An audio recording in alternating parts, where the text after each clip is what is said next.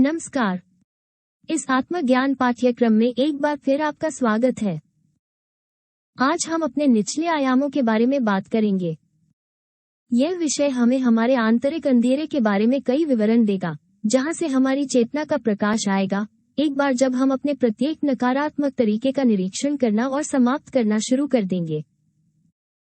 याद रखें कि जिस सम्मेलन में हमने पाठ्यक्रम के विषय 5 और 6 को देखा था, हमने प्रकृति के विभिन्न आयामों के बारे में बात की थी और वे हमारे भीतर कहाँ हैं। पत्राचार के नियम के अनुसार जैसा बाहर है वैसा ही अंदर है, क्योंकि प्रत्येक हम में से एक लघु ब्रह्मांड है।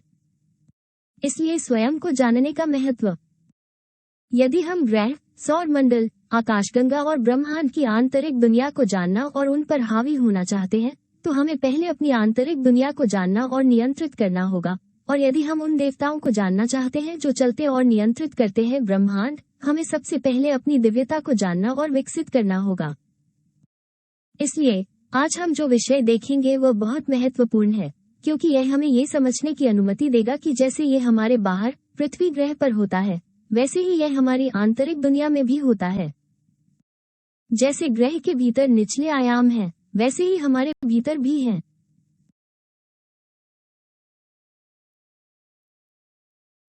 अब आइए ये समझने से शुरुआत करें कि इंफ्राडिमेंशन क्या है। हमने पहले ही समझाया था कि आयाम चेतना के स्तर हैं। इसलिए उच्चतर आयाम इस तीसरे आयाम से भी ऊंचे चेतना के स्तर हैं। इनमें से सबसे ऊंचे छठे और सातवें आयाम हैं, जिन्हें स्वर्ग के रूप में जाना जाता है, जो हमारे अंदर पिट्यूटरी ग्रंथि के स्तर पर है और पीनियल ग्रंथि। और जब हम निचले आयामों के बारे में बात करते हैं, तो हम इस तीसरे आयाम की चेतना के निचले स्तरों के बारे में बात कर रहे हैं। वे दूसरे और पहले आयाम हैं, जिन्हें नरक भी कहा जाता है।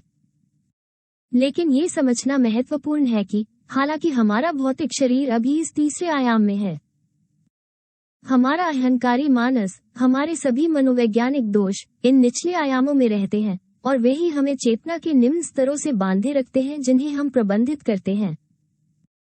इसलिए एक बार जब मनुष्य के रूप में हमारे 108 अवसर एक चक्र में समाप्त हो जाते हैं, तो यह मनोवैज्ञानिक दोष हैं जो हमारे आंतरिक निचले आयामों में रहते हैं, जो हमें ग्रह की सतह के नीचे बाहरी रूप से क्षय की इन प्रक्रियाओं से गुजरते हैं।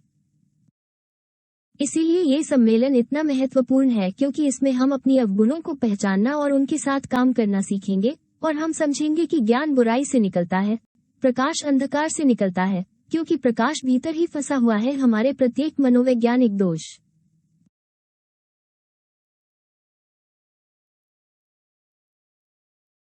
और यह हमारे पेट के निचले हिस्से में है, जहां आंतरिक इंफ्राडिमेंशन या हमारे परमाणु नरक की ओर ले जाने वाले 7 दरवाजे स्थित हैं, जहां वे सभी मनोवैज्ञानिक दोष रहते हैं जो हमारे दृश्यमान चंद्रमा का हिस्सा हैं। क्योंकि कुछ ऐसा है जिसे समझना हमारे लिए महत्वपूर्ण है, और वह ये है कि हमारे अंदर का सौर भाग हमारी आत्मा है, जो हमारे अस्तित्व के विभिन्न भागों से बनी है, जबकि हमारा अहंकार हमारे अंदर का चंद्र भाग है। इस प्रकार सभी मनुष्यों के पास हमारे अहंकार के 2 चंद्रमा या 2 पहलू होते हैं, एक दिखता हुआ चांद और दूसरा छिपा हुआ चांद। दृश्य चंद्रमा का संबंध हमारे दृश्य दोषों और हमारे निचले आयामों से है, जबकि हमारा छिपा हुआ चंद्रमा ग्रह पृथ्वी में डूबे हुए निचले आयामों और हमारे घातक पापों से संबंधित है।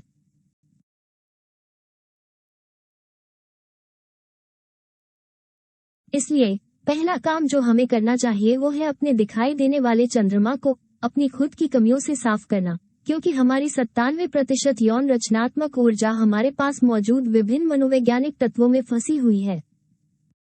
इसलिए हमें अपने आंतरिक आयामों में प्रवेश करना होगा, और हम इसे मनोवैज्ञानिक मृत्यु के अभ्यास के माध्यम से करते हैं, ताकि इस ऊर्जा को मुक्त किया जा सके और विभिन्न रचनाएं बनाने में सक्षम हो सके, हमारे आंतरिक शरीर का निर्माण। लेकिन एक चीज है जिसे समझना हमारे लिए जरूरी है, और वह ये है कि इस दुनिया में हर चीज दोहरी है, अच्छी और बुरी। इसलिए हमारे पास बुरे मनोवैज्ञानिक दोष या बुरे तरीके हैं, और हमारे पास बहुत अच्छे तरीके हैं। लेकिन विवेक न तो अच्छा है और न ही बुरा। केवल जब हम उस द्वंद्व के ज्ञान को निकालने में कामयाब होते हैं, अपने अच्छे और बुरे दोषों पर काम करते हैं, तभी हम उस अंतिम समझ तक पहुंच पाएंगे जो कि प्रकाश है। खुद को अच्छा मानना या अच्छा बनने की कोशिश करना हमें जागरूक नहीं बनाएगा।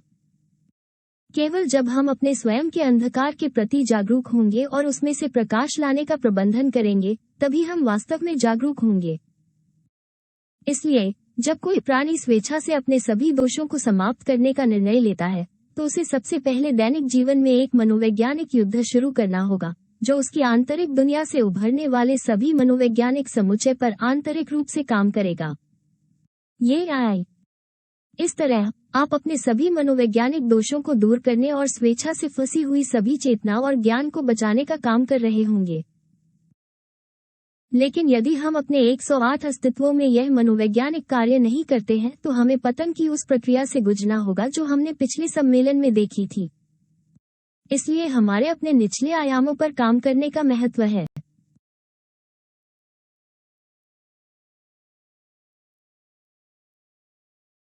जिस तरह ग्रह पृथ्वी के निचले आयामों को 9 मंडलों में विभाजित किया गया है, जिसे डांटे अल्धियरी ने द डिवाइन कॉमेडी में दिखाया है, हमारे आंतरिक निचले आयामों में हमें वही 9 वृत्त या गोले मिलते हैं, जो हैं चंद्रमा, बुध, शुक्र, सूर्य, मंगल, बृहस्पति, शनि, यूरेनस और नेपच्यून के गोले। और इनमें से प्रत्येक क्षेत्र में कुछ प्रकार के मनोवैज्ञानिक दोष हैं, जो आत्मीयता के नियम के अनुसार हमारे भीतर समूहीकृत हैं। इसलिए यह महत्वपूर्ण है कि हम समझें कि हमारे भीतर क्या मौजूद है और हमें खुद को आंतरिक रूप से शुद्ध करने, खुद को मुक्त करने और अपनी चेतना को जागृत करने के लिए इनमें से प्रत्येक दोष पर काम करना चाहिए और इसलिए चेतना के स्तर को बढ़ाने की क्षमता होनी चाहिए। आइए इनमें से प्रत्येक वृत्त का अध्ययन करें जिसमें निम्न आयामों को विभाजित किया गया है और प्रत्येक में पाए जाने वाले मुख्य दोष।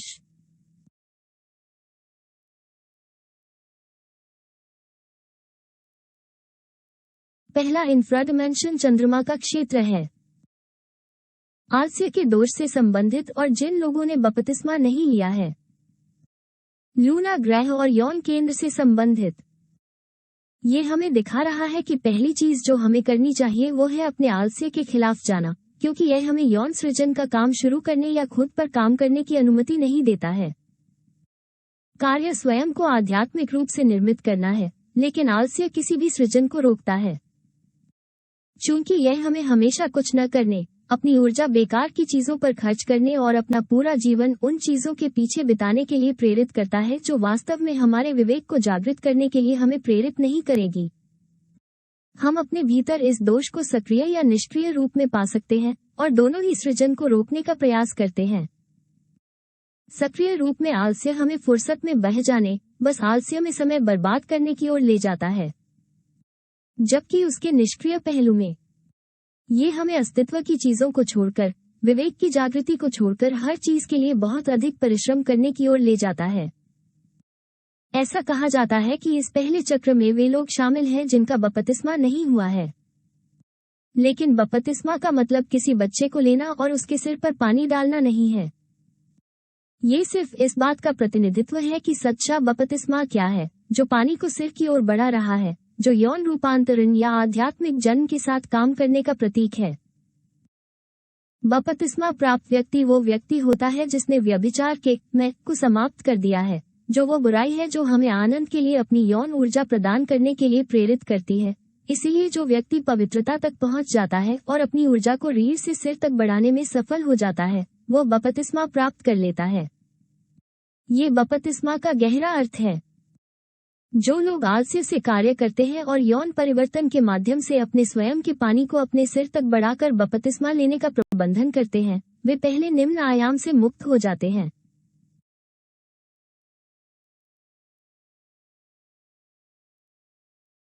दूसरा इंफ्राडिमेंशन बुध का क्षेत्र है। वीर्य, जल और वृत्ति केंद्र से संबंधित। इस घेरे में हमारे सभी व्यभिचारी स्वयं हैं, जो हमारे पानी, हमारी रचनात्मक यौन ऊर्जा को महत्व नहीं देते हैं। हम अपना समय स्खलन और कामोत्तेजना के माध्यम से इस पानी को बाहर निकालने में बिताते हैं। मानवता यौन ऊर्जा को महत्व नहीं देती।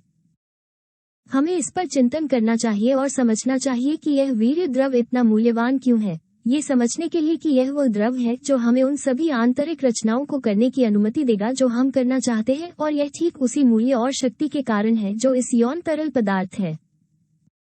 नैतिक मूल्यों और सिद्धांतों को पहले से ही इस तरह से शिथिल कर दिया गया है कि स्कूलों में वे बच्चों को हस्तमैथुन करना सिखाते हैं, उन्हें कम उम्र से ही शरीर से अपनी यौन ऊर्जा बाहर निकालने की विकृत आदत में डाल देते हैं।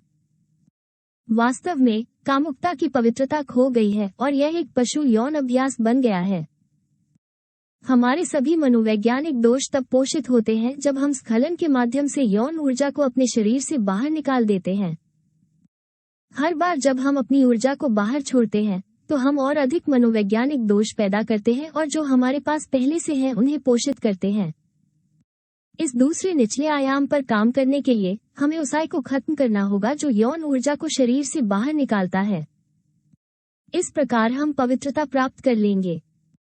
इसके लिए हमें ऊर्जा के मूल्य, उसमें मौजूद शक्ति और वो क्या दर्शाती है, इसे समझना होगा। और सुप्रासेक्स के अभ्यास में हमेशा सफल होने के लिए हमें इन दोषों के प्रति कट्टरपंथी होने की आवश्यकता है। हमें उन सभी दोषों का अध्ययन करना चाहिए जो हमें हर पल संभोग और स्खलन के माध्यम से हमारे शरीर से यौन ऊर्जा को बाहर निकालने के लिए प्रेरित करते हैं। हमें उन सभी व्यभिचारी प्रवृत्तियों, उन सभी संवेदनाओं पर काम करने की जरूरत है जो हमें अपने यौन अंगों पर नियंत्रण रखने की अनुमति नहीं देती है, और हमें मनोवैज्ञानिक मृत्यु के माध्यम से संभोग, सुख और स्खलन की अनुभूति को खत्म करने की जरूरत है जो हमारे सहज केंद्र में पंजीकृत है, ताकि व्यवहार में वे सभी भावनाएं हमें गिरा न सके। और हमें व्यभिचार और हस्तमैथुन से होने वाले नुकसान का विश्लेषण करना चाहिए, जैसे शीघ्र पतन, नपुंसकता, अतिकामुकता, समलैंगिकता, मस्तिष्क में न्यूरॉन्स का जलना। ये कैसे जीवन का सामना करने की हमारी ताकत को छीन लेता है, क्योंकि हम हर समय अपनी आग को बंद कर रहे हैं और हमारी ऊर्जा खत्म कर रहे हैं।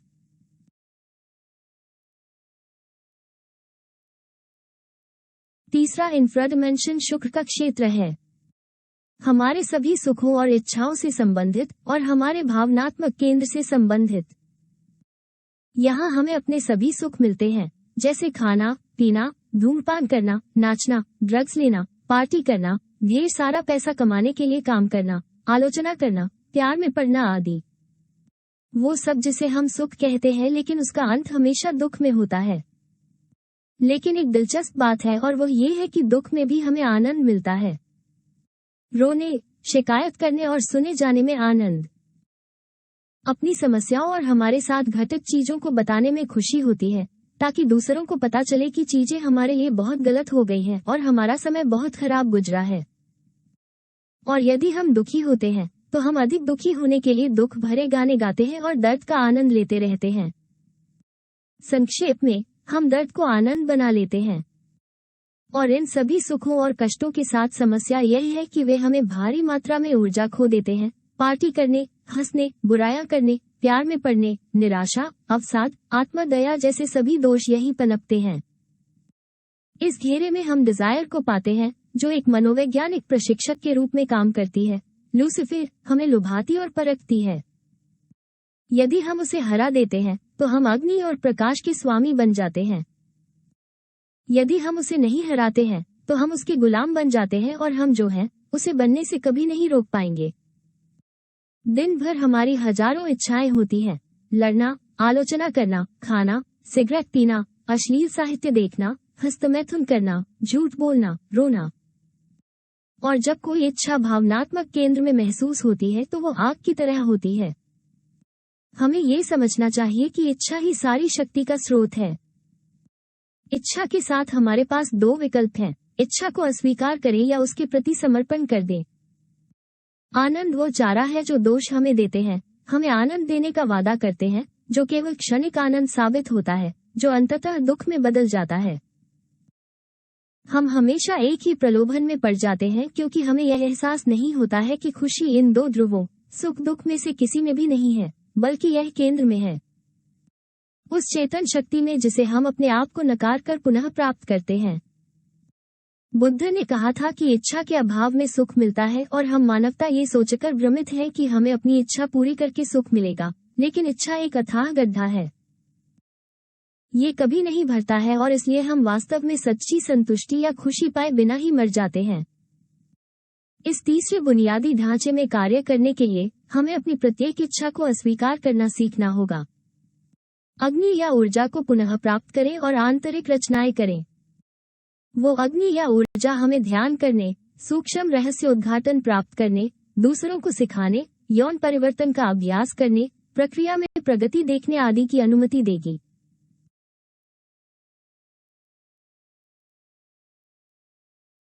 आइए अब चौथे इंफ्राडिमेंशन को देखें, जो सूर्य का गोला है। हमारे असंतुलन से संबंधित, हमारे निम्न बौद्धिक केंद्र से भी संबंधित है। यह असंतुलन हम में हमारे व्यर्थ दोषों और संग्रह दोषों के कारण उत्पन्न होता है। दोनों ही हमें दुख की ओर ले जाते हैं, क्योंकि हमारा असंतुलन हमेशा हमें भिखारी बना देता है। हमारे व्यर्थ दोष हमेशा सभी धन, बाहरी और आंतरिक, को फेंक देना चाहते हैं। हमारा धन हमारा पैसा, समय और ऊर्जा है। हमें इन दोषों को खत्म करने की आवश्यकता को समझना चाहिए, जो हमें असंतुलित रखते हैं और हमें भौतिक और आध्यात्मिक दुख की ओर ले जाते हैं। और हमें अपने कंजूस दोषों का निरीक्षण करना चाहिए। वे जो आंतरिक और बाह्य निधियों का निवेश नहीं करते हैं, वे इसकी रक्षा करते हैं, वे इसका रखरखाव करते हैं, और वे हमें वो करने से रोकते हैं जो करने की आवश्यकता है। ये दोष हमें भिखारी बनाते हैं, क्योंकि ये अस्तित्वगत शरीरों का निर्माण नहीं होने देते।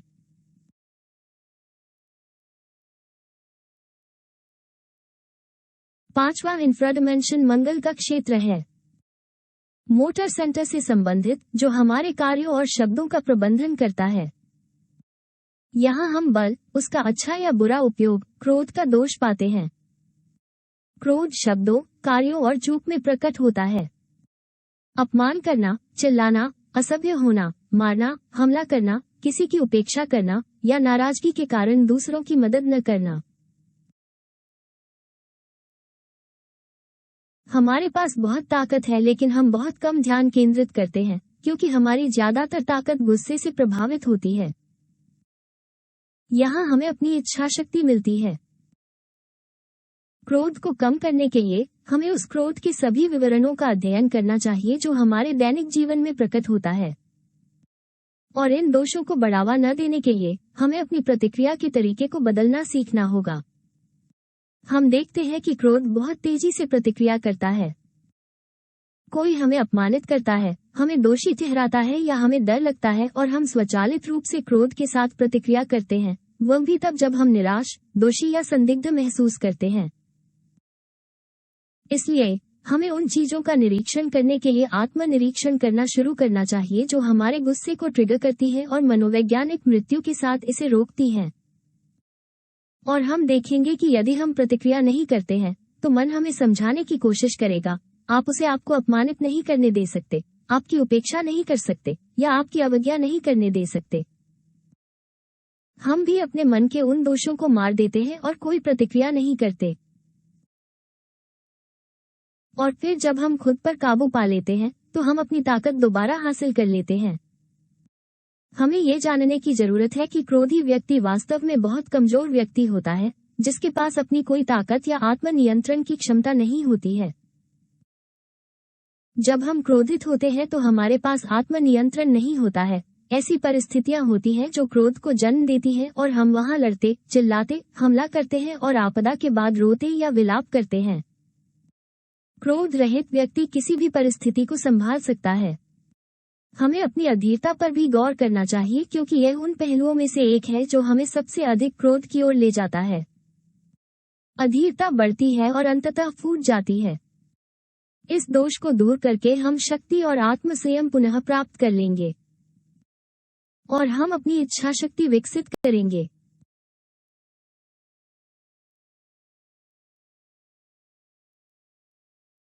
छठा इंफ्राडिमेंशन बृहस्पति का क्षेत्र है, हमारे श्रेष्ठ भावनात्मक केंद्र से संबंधित। बृहस्पति सौरमंडल का वरदान है। इसके विपरीत इस घेरे में हम अपने सभी अत्याचारी स्वरूपों को पाते हैं। अत्याचारी देता है लेकिन बदले में कुछ की अपेक्षा करता है और दूसरों की स्वतंत्र इच्छा का सम्मान नहीं करता है। और अत्याचारी अक्सर अपने अत्याचार को प्रेम समझने की भूल कर बैठते हैं। उन सभी में कुछ न कुछ समानता है। उनका मानना है कि उनके पास सच्चाई है और इसलिए उनका मानना है कि वे जो करते हैं वो दूसरे की भलाई के लिए करते हैं। अपनी इच्छा, अपनी सच्चाई थोपते हैं यहाँ तक कि दूसरे व्यक्ति की स्वतंत्र इच्छा की हानि के लिए भी। जोड़े के प्रति अत्याचार की तरह कि हमारे साथी को वैसा ही कार्य करना और सोचना होगा जैसा हम सोचते हैं कि उन्हें करना चाहिए। हमारे कर्मचारियों के साथ अत्याचार, हमारे बच्चों पर अत्याचार, उन्हें वो खाने के लिए मजबूर करना जो उन्हें नहीं चाहिए या जो उन्हें पसंद नहीं है, उन्हें वो पढ़ने के लिए मजबूर करना जो हम सोचते हैं कि उन्हें पढ़ना चाहिए और वह नहीं जो वे चाहते हैं, उन्हें उस व्यक्ति से शादी करने के लिए मजबूर करना जिसे हम सबसे अच्छा समझते हैं, आदि। हम हर किसी के साथ अत्याचारी हैं। हम चाहते हैं कि लोग वैसा ही सोचे जैसा हम सोचते हैं और जो हमें पसंद है उसे पसंद करें। हम अत्याचारी हैं जब हम दूसरों को स्वतंत्र इच्छा से कार्य करने की अनुमति नहीं देना चाहते हैं और हम चाहते हैं कि लोग वही करें जो हम चाहते हैं। यहाँ हमें हर तरह के तानाशाह मिलते हैं। अत्याचार घमंड और स्वार्थ है और हम अपने अत्याचार से लोगों का जीवन नरक बना देते हैं। इस दोष से छुटकारा पाने के लिए हमें अपने सभी अत्याचारियों और तानाशाहों का अध्ययन करना चाहिए और उन्हें खत्म करना चाहिए, जो दूसरों को स्वतंत्र इच्छा से बोलने या कार्य करने की अनुमति नहीं देते हैं, जो चाहते हैं कि लोग वही करें जो वे चाहते हैं। वे सभी जो प्रेम और ईश्वर पर हमला करते हैं, निंदा करने वाले, संशयवादी, भौतिकवादी, नास्तिक। बदले में हमें ज्ञान और सच्चा प्यार मिलेगा, जो बदले में कुछ भी उम्मीद किए बिना देने की क्षमता है।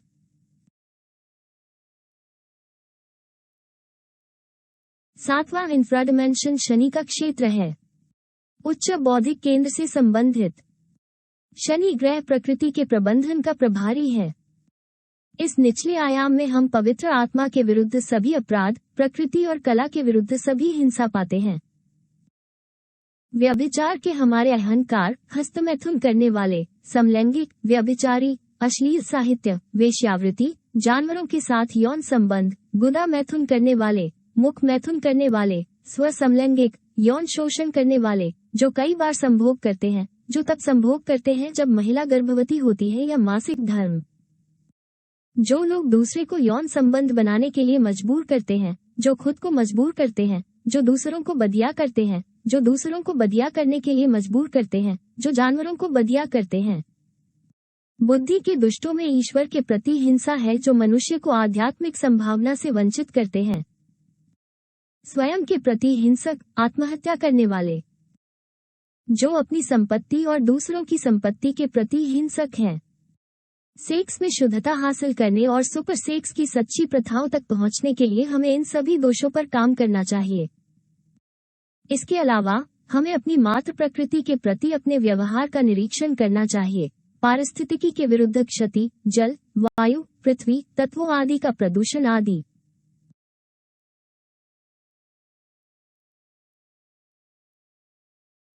8वां इंफ्राडिमेंशन यूरेनस का क्षेत्र है। यूरेनस पवित्र आत्मा, यौन रचनात्मक ऊर्जा, हमारी दिव्य मां से संबंधित है। शब्द ही सत्य। इसके विपरीत इस क्षेत्र में हम झूठ बोलने, जालसाजी और धोखाधड़ी से संबंधित अपने सभी दोष पाते हैं। समाज के लिए झूठ बोलना इतना गंभीर नहीं लगता, लेकिन दैवीय कानून के लिए झूठ बोलना सबसे गंभीर अपराधों में से एक है, क्योंकि यह उस सत्य यानी ईश्वर के खिलाफ जाता है। झूठा व्यक्ति जो करता है वो सचेत होकर करता है। यह कोई सहज दोष नहीं है, ये बौद्धिक दोष है। यहाँ हमें अपनी सारी खामियां, झूठ बोलने वाले, जालसाज, नकल करने वाले, पैसे की जालसाजी करने वाले, धर्म, सभी व्यभिचारी, कलह के बीज बोने वाले, बुरे सलाहकार, दूसरों को व्यभिचार करने के लिए आमंत्रित करने वाले काले जादूगर, निंदक, दुर्भावनापूर्ण, पाखंडी और सत्य को विकृत करने वाले। इन दोषों से निपटने के लिए हमें सत्य की खोज करनी होगी। प्रत्येक झूठ कई संबंधों और जंजीरों को जन्म देता है, क्योंकि एक झूठ को पहले झूठ का समर्थन करने के लिए कई अन्य झूठों की आवश्यकता होती है, और बिना ये जाने कि हम खुद को झूठ के जाल में फंसा हुआ पाते हैं, जिससे हम बाहर नहीं निकल सकते हैं, और इस प्रक्रिया में हम दूसरों को नुकसान पहुंचाते हैं। हमें झूठ बोलने के परिणामों को देखना चाहिए। ये देखना चाहिए कि ये दूसरों और खुद को कैसे नुकसान पहुंचाता है, और यह हमें हमारे आंतरिक पिता से कैसे दूर करता है, जो कि सच्चाई है।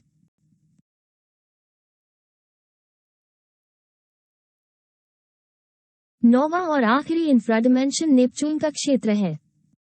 यहाँ हमें अपने मनोविज्ञान की सारी विश्वासघाती प्रकृति देखने को मिलती है।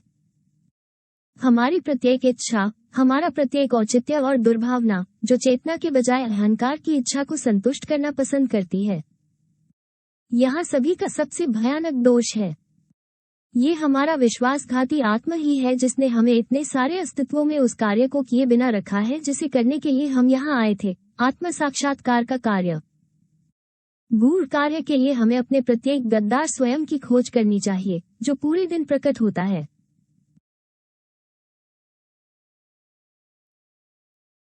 ये हमारे मनोविज्ञान के अनुरूप नए निचले आयाम या दांते के वृत्त हैं। दरअसल यही वो काम है जो हमें अपने अंदर के इन सभी दोषों को खोजने और खत्म करने के लिए करना चाहिए। इसे ही आत्मज्ञान कहा जाता है। इन अवगुणों से वो प्रकाश निकलेगा जो हमारे भीतर के अंधकार या बुरी बुद्धि और उन बुराइयों में फंसे प्रेम को रोशन करेगा, और हम इसे मनोवैज्ञानिक मृत्यु के निरंतर अभ्यास के माध्यम से प्राप्त करेंगे। और खैर, यह आज का सम्मेलन था। मुझे आशा है कि यह आपकी आत्म खोज प्रक्रिया में आपके लिए बहुत उपयोगी होगा।